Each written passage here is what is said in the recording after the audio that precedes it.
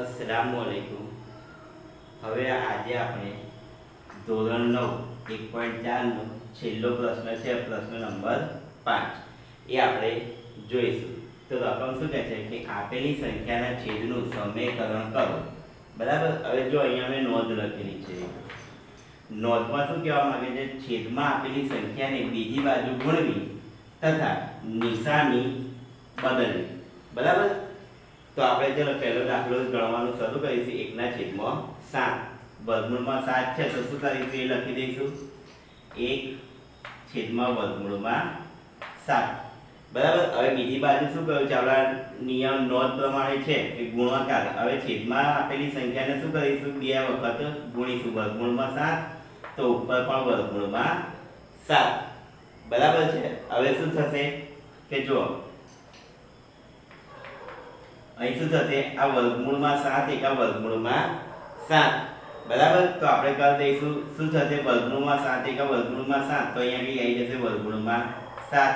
હવે વર્ગમૂળમાં 7 આ બાજુ છે, વર્ગમૂળમાં 7 આ બાજુ છે, એટલે આનું શું થશે? તો કે વર્ગમૂળમાં 7 નો સ્ક્વેર. બરાબર. ખબર પડી? વર્ગમૂળમાં 7 નો સ્ક્વેર, પછી આ સ્ક્વેર અને આ વર્ગ બેવ ગયા તો શું થયું કે શું વધ્યા? તો કે વર્ગમૂળમાં 7 અને નીચે ખાલી 7. બરાબર છે. ચલો હવે આપણે બીજી રકમ જોઈશું. બીજી રકમ શું કહે છે કે 1/7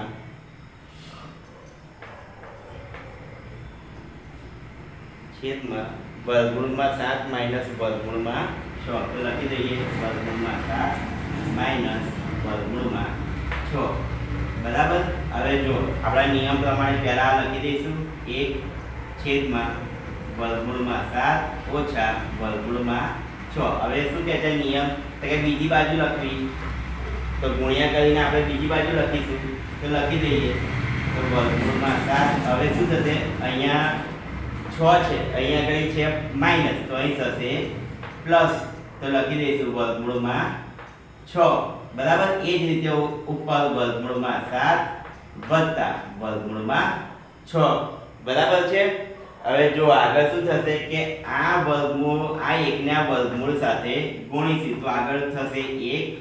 હવે કૌંસમાં આવશે વર્ગમૂળમાં 7 વત્તા વર્ગમૂળમાં 6. હવે નીચે જો અહીંયા વર્ગમૂળમાં 7 છે, અહીંયા પણ વર્ગમૂળમાં 7 છે. તો વર્ગમૂળમાં 7 કેટલી વાર થશે? તો બે વખત. તો લખીશું કૌંસમાં વર્ગમૂળમાં 7 નો વર્ગ.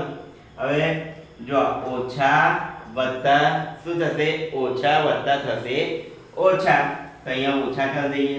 અહીં આવશે વર્ગમૂળમાં 6 નો વર્ગ.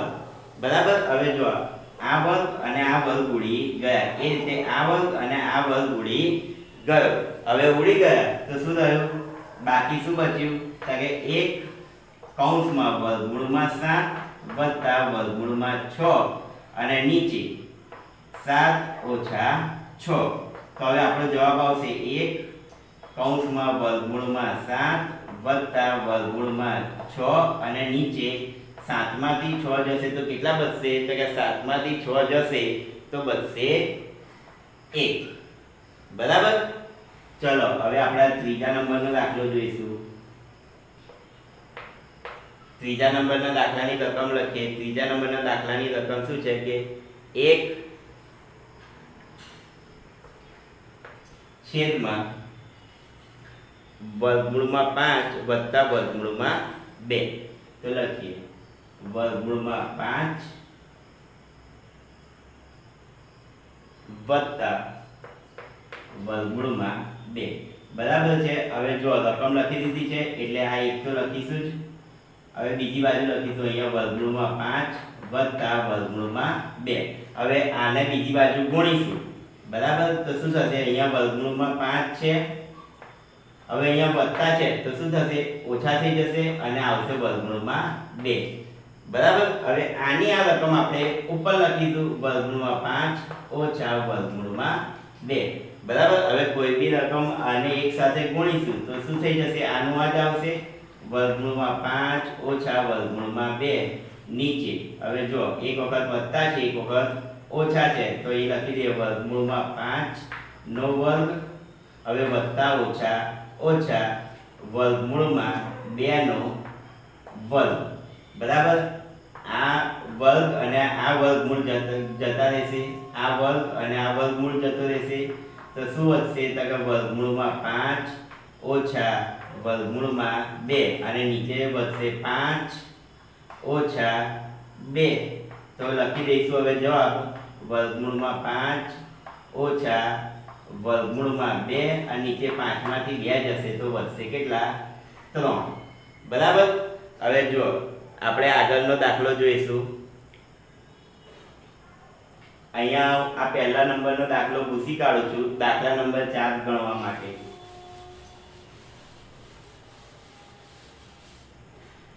ચોથા નંબરના દાખલાની રકમ છે 1.